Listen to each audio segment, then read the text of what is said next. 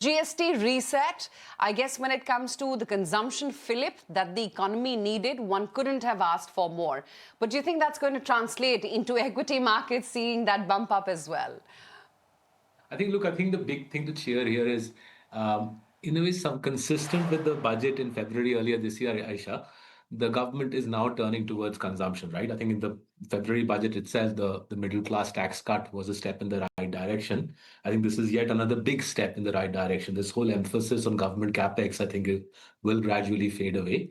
And the entire focus, the government's focus will be on reviving consumption because that's 60% of GDP. So positive move.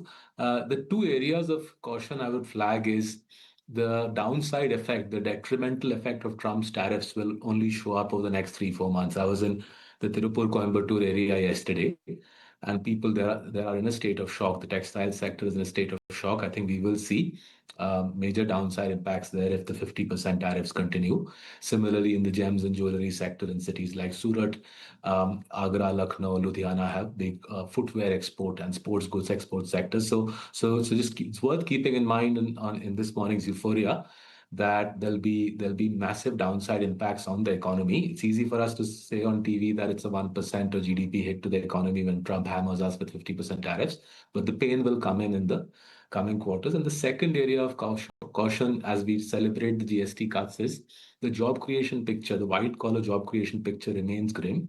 I think we're heading for savage job cuts in the IT services sector.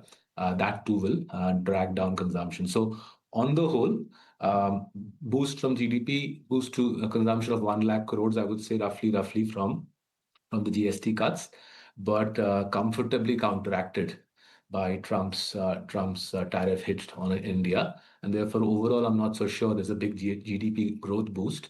Whilst the economy tilts away from government capex towards consumption, people like Marcellus, folks at Marcellus who invest in consumption stocks, we are happy about it.